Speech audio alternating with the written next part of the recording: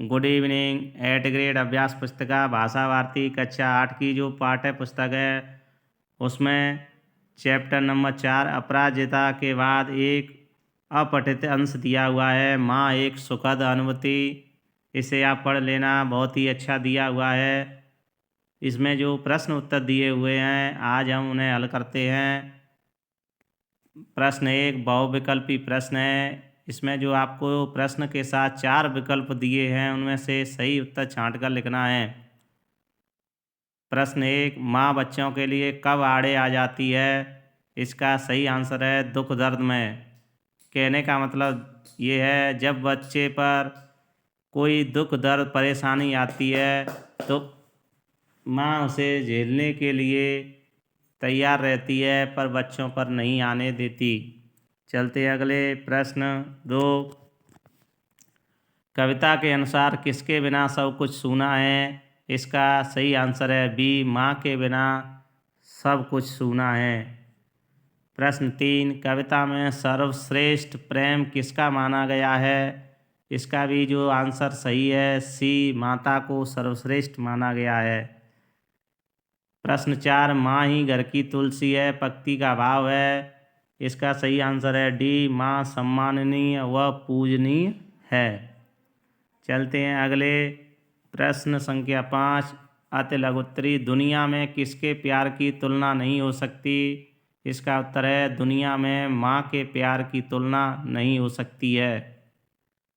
इस तरह वीडियो अगर पसंद आ रही हो तो ऐसी वीडियो सभी विषयों और कक्षाओं की प्राप्त करने के लिए हमारे चैनल को सब्सक्राइब एंड लाइक ज़रूर करें, जिससे कि आपको सबसे पहले वीडियो प्राप्त हो सके। चलते हैं प्रश्न 6, किन्हीं 3 महान नारियों के नाम लिखिए जिन्होंने अपनी माँ का मान बढ़ाया है। इसका आंसर है अपनी माँ का मान रखने वाली 3 महान नारियाँ लक्ष्मीबाई, सावित्रीबाई फूले, सीता माता थीं। चलते हैं अगले प्रश्न संख्या 7 पर चलते हैं। माँ के प्रति हमारा क्या कर्तव्य है? इसका जो सही आंसर होगा माँ के प्रति हमारा क्या कर्तव्य है, इसका जो राइट आंसर ऐसे लिखेंगे, माँ के प्रति हमारा कर्तव्य माँ की सेवा करने का है। हमें माँ का हमेशा हर परिस्थिति में साथ देना चाहिए। माँ के वृद्ध होने पर उसकी सहारे की लाठी बनकर उसे सुखी रखने का प्रयास करना चाहिए। इस तरह आप प्रश्न का जो आंसर है उसे वीडियो को रोककर आसानी से लिख सकते हैं। चलते हैं अगले प्रश्न संख्या, यहाँ पर जो अपनी एट ग्रेड पुस्तक प्रिंट है उसमें कुछ गलत प्रिंट हो गया है। यहाँ पर प्रश्न संख्या ऊपर 7 है तो यहाँ पर 8 आना चाहिए था, 10 हो गया है। आप 8 डाल के इसका जो आप तो प्रश्न से प्रश्न का मिलान करके भर सकते हैं। चंदा सूरज अश्रु बहाते पाने माँ का प्यार पंक्ति का आशय लिखिए। इसका उत्तर ऐसे लिख सकते हैं, उपरोक्त पंक्ति का आशय यह है कि चंद्रमा सूरज भी आंसू बहाते हैं कि हम भी किसी माँ के गर्भ से जन्म लेते और हमें भी माँ का प्यार मिलता।